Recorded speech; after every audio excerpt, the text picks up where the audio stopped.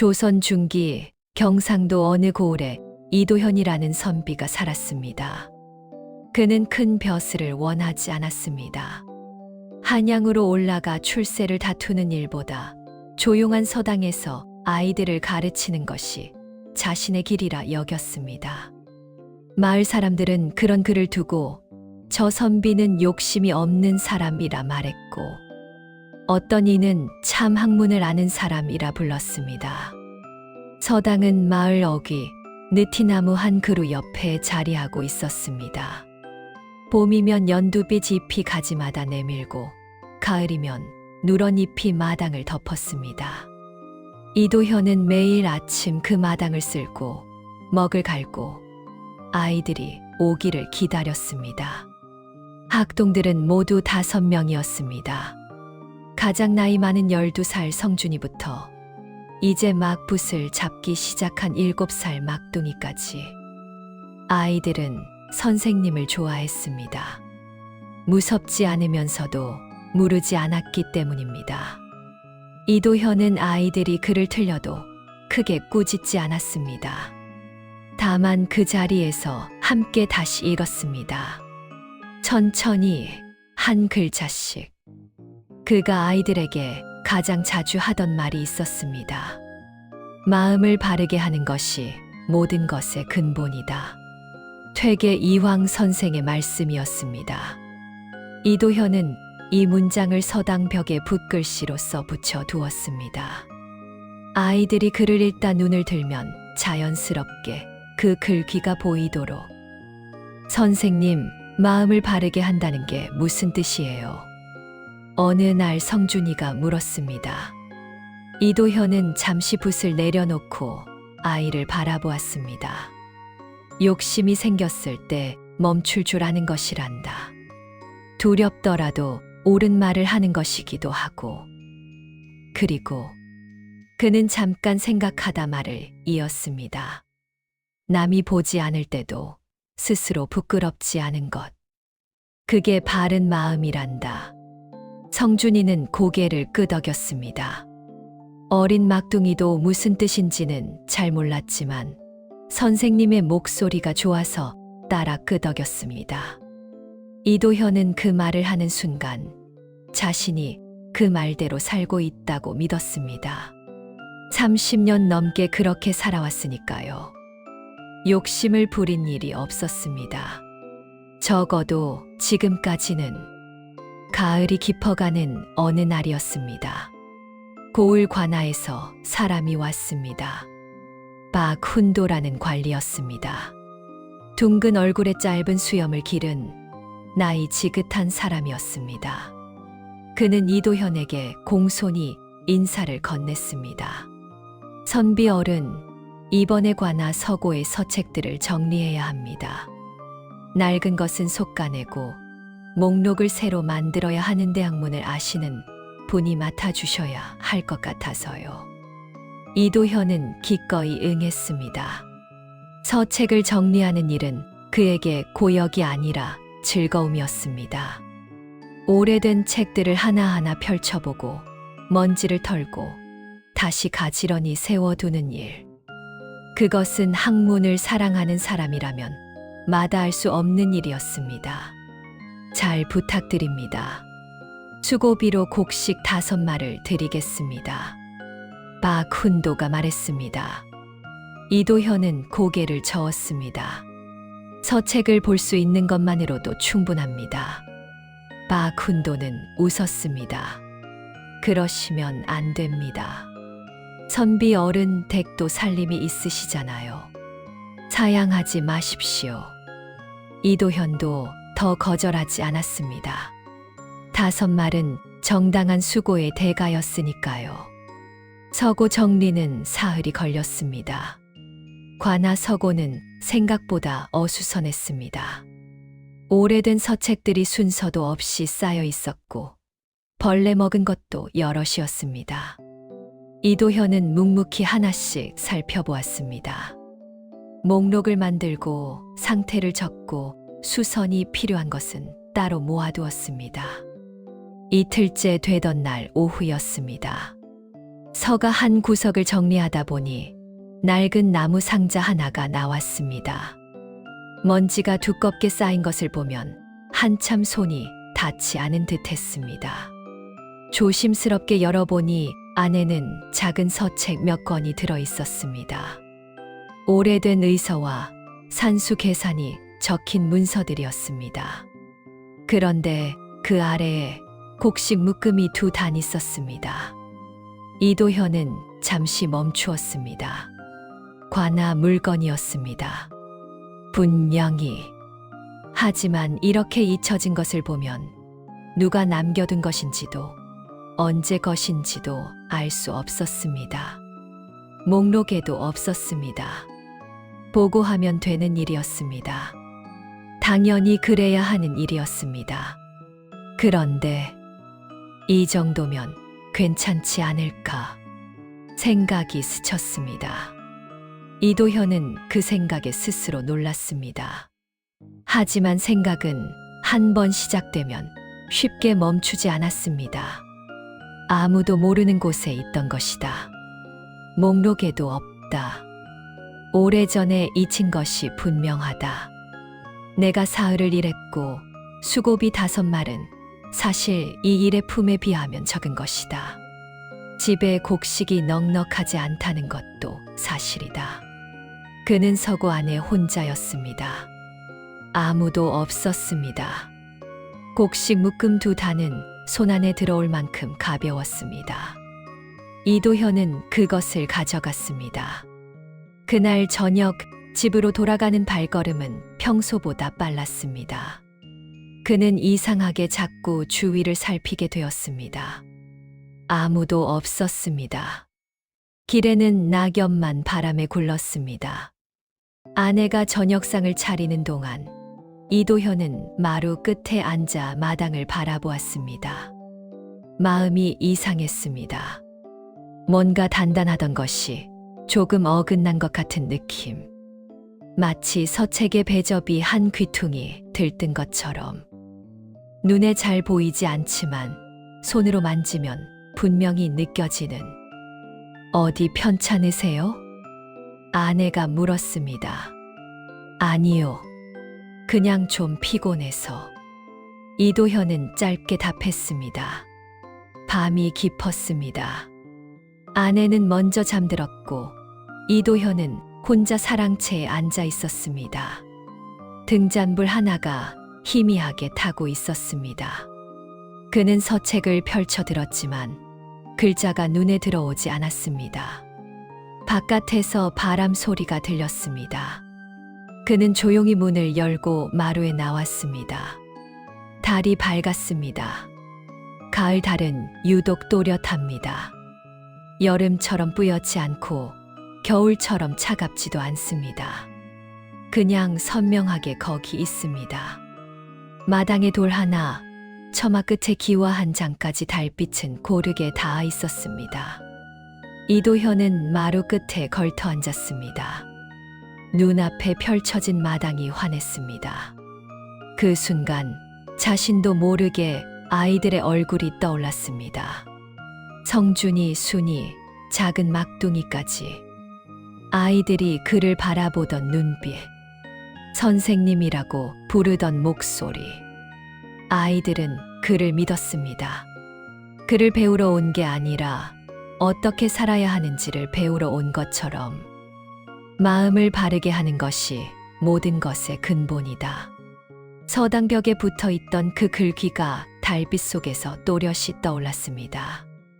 이도현은 눈을 감았습니다. 자신이 아이들에게 했던 말이 하나씩 돌아왔습니다. 남이 보지 않을 때도 스스로 부끄럽지 않은 것. 그게 바른 마음이란다. 그는 그 말을 했습니다. 그 말을 믿는다고 생각했습니다. 30년 넘게 그렇게 살았다고 여겼습니다. 그런데 오늘 아무도 없는 서고에서 그는 주위를 살폈습니다. 아무도 보지 않는다는 것을 확인하고 나서 행동했습니다. 그것이 무엇을 뜻하는지 이도현은 이제 천천히 알아가고 있었습니다. 그는 오래 마루에 앉아 있었습니다. 달이 조금씩 움직이는 동안, 바람이 몇 번 불어오는 동안, 마음속 무언가가 조용히 자리를 잡아가는 것을 느꼈습니다. 흔들렸던 것이 다시 가라앉는 것처럼. 그러나 그것이 그냥 잊히는 것은 아니었습니다. 내일 해야 할 일이 있었습니다. 잠이 든 것은 한참 뒤였습니다. 꿈을 꾸었습니다. 서당 마당에서 아이들이 글을 읽고 있었습니다. 성준이가 벽에 붙은 글귀를 손가락으로 짚어 가며 읽었습니다. 마음을 바르게 하는 것이. 그 목소리는 맑고 또렷했습니다. 이도현은 꿈속에서도 그 소리가 마음에 닿는 것을 느꼈습니다. 다음 날 아침 이도현은 일찍 일어났습니다. 아내가 아침상을 차리기 전에 그는 이미 옷을 갖추어 입고 있었습니다. 흰 도포를 여미고 갓을 바르게 썼습니다. 어제 가져온 곡식 묶음을 천 조각에 단단히 쌌습니다. 아내가 그를 바라보았습니다. 어디 가시려고요? 관아에 다녀오겠소. 아내는 무언가 물으려다 멈추었습니다. 남편의 얼굴이 어제와 달랐습니다. 걱정스럽지 않았습니다. 오히려 무언가 정리된 사람의 얼굴이었습니다. 조심해서 다녀오세요.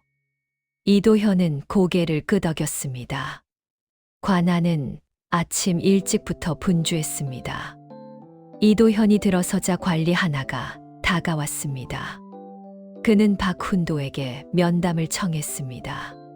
잠시 기다리니 박훈도가 나왔습니다. 아이고 선비 어른, 일찍 오셨습니다. 서책 정리는 잘 끝났지요? 네. 그런데 드릴 말씀이 있어서요. 이도현은 품에서 천 조각에 싼 묶음을 꺼냈습니다. 서고를 정리하다 서가 구석에서 이것을 찾았습니다. 목록에 없던 것이었는데 제가 어제 그냥 가지고 오고 말았습니다. 돌려드려야 합니다. 박훈도는 잠시 이도현을 바라보았습니다. 그리고 천천히 물었습니다. 어제 가지고 오셨다고요? 예. 그런데 오늘 아침에 돌려주러 오신 겁니까? 예. 박훈도는 잠시 말이 없었습니다. 그러더니 소리 없이 웃었습니다. 크게 웃는 것이 아니라 입꼬리가 조용히 올라가는 그런 웃음이었습니다. 선비 어른. 예. 이 관아에서 이런 일은 처음입니다. 박훈도는 묶음을 받아들었습니다. 그리고 천천히 말을 이었습니다. 사실 이것 제가 압니다. 전임 관리가 오래전에 두고 간 것이에요. 잊혀진 물건입니다.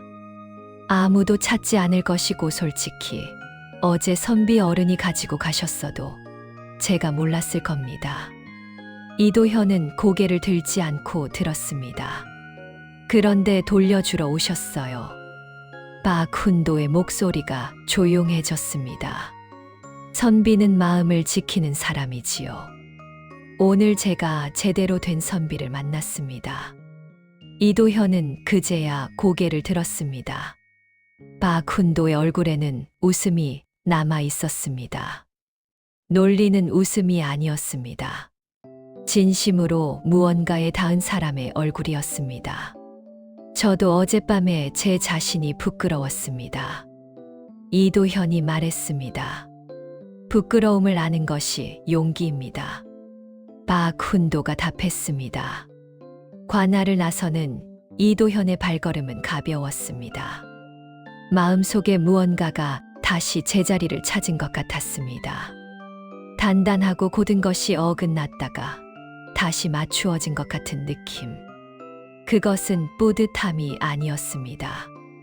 그냥 자신이 자신으로 돌아온 것 같은 느낌이었습니다. 하늘이 높고 맑았습니다. 가을 바람이 도포 자락을 흔들었습니다. 서당에는 다음 날도 아이들이 왔습니다. 성준이, 순이, 그리고 작은 막둥이까지. 아이들은 여느 날처럼 마당을 지나 안으로 들어왔습니다. 이도현은 이미 마당을 쓸고 먹을 갈아두었습니다. 글 읽기가 끝난 뒤 이도현은 붓을 내려놓았습니다. 아이들은 선생님의 얼굴을 보았습니다. 평소와 조금 다른 것을 느꼈지만 뭐가 다른지는 알 수 없었습니다. 오늘은 선생님 이야기를 하나 들려주마. 이도현이 말했습니다. 아이들이 자세를 고쳐 앉았습니다. 이도현은 천천히 말을 시작했습니다. 사흘 전 관아 서고에서 있었던 일을, 낡은 상자 안에서 곡식을 발견한 것을, 아무도 없다는 것을 확인하고 가져온 것을, 그리고 그날 밤 달빛 아래에서 자신의 말이 돌아오던 것을. 아이들은 조용히 들었습니다. 선생님은 아무도 보지 않을 때도 스스로 부끄럽지 않아야 한다고 말했단다. 그런데 그날 선생님이 먼저 주위를 살폈어. 아무도 없는지 확인하고 나서 행동했지. 성준이가 눈을 크게 떴습니다. 그래서 어떻게 하셨어요? 다음 날 돌려주었단다. 관아에서 혼나셨어요? 이도현은 고개를 저었습니다. 아니, 박훈도 어른께서는 오히려 웃으셨어. 그리고 말씀하셨지. 선비는 마음을 지키는 사람이라고. 잠시 침묵이 흘렀습니다. 막둥이가 작은 목소리로 물었습니다. 선생님 무서우셨어요? 돌려주러 갈 때. 이도현은 그 질문을 듣고 잠시 생각했습니다. 응, 조금 무서웠어. 부끄럽기도 했고. 그런데 있잖아, 막둥아. 예. 무서운데도 가는 것이 용기란다. 무섭지 않아서 가는 게 아니라. 막둥이는 입을 꾹 다물고 고개를 끄덕였습니다. 성준이가 벽에 붙은 글귀를 바라보았습니다. 마음을 바르게 하는 것이 모든 것의 근본이다. 선생님은 이미 잘 알고 계셨잖아요. 그 말씀. 이도현이 성준이를 바라보았습니다. 아는 것과 사는 것은 다르단다, 성준아. 50년을 살아도 마음을 바로 세우는 것은 어려운 일이야. 선생님도 그걸 이번에 또 배웠어. 성준이는 잠시 그 말을 씹듯이 들었습니다. 그리고 천천히 고개를 끄덕였습니다. 예전과는 조금 다른 눈빛이었습니다. 뭔가를 진짜로 받아들이는 눈빛. 그날 이후 서당은 크게 달라지지 않았습니다. 아이들은 여전히 글을 읽었고 이도현은 여전히 먹을 갈았습니다.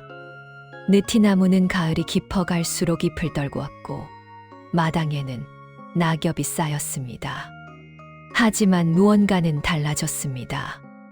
아이들은 선생님을 바라보는 눈빛이 달라졌습니다. 전에는 선생님이 먼 곳에 있는 것 같았습니다. 글을 많이 알고 바른 말을 하는 어른 중에 어른. 하지만 이제는 달랐습니다. 실수를 하고 부끄러워하고 그래도 다시 일어서는 자신들과 같은 사람. 다만 그것을 숨기지 않는 사람. 그것이 아이들의 마음에 닿았습니다. 마을에도 이야기가 조금씩 퍼졌습니다. 박훈도가 지인들에게 이야기를 전했고 지인들은 또 다른 사람에게 전했습니다. 대단한 이야기가 아니었습니다. 그냥 어떤 선비가 잊혀진 곡식을 돌려주었다는 이야기. 하지만 사람들은 그 이야기를 들을 때 왠지 모르게 마음이 따뜻해진다고 했습니다. 저녁이 되면 이도현은 마루에 앉아 서책을 펼쳤습니다. 달빛이 마당을 밝히고 있었습니다. 며칠 전 그 달빛과 같은 달빛이었습니다. 하지만 지금은 달랐습니다. 그 달빛 아래에서 이도현은 부끄러워하며 앉아 있었습니다. 지금 이 달빛 아래에서 그는 그냥 공부하는 사람이었습니다. 서책의 글자가 오늘은 눈에 들어왔습니다. 마음을 바르게 하는 것이 모든 것의 근본이다. 그는 그 문장을 다시 읽었습니다. 30년 전에도 읽었고, 어제도 읽었고, 오늘도 읽었습니다. 앞으로도 읽을 것이었습니다. 학문이란 그런 것인지도 몰랐습니다. 한 번 알았다고 끝나는 것이 아니라 살면서 계속 다시 만나는 것. 넘어지고 일어서고 또 넘어지고 또 일어서면서 그 의미가 조금씩 깊어지는 것. 바람이 불어왔습니다. 서책의 낱장이 살며시 넘어갔습니다. 이도현은 천천히 손으로 그 장을 다시 펼쳤습니다. 그리고 읽었습니다. 조용히 달빛 아래에서.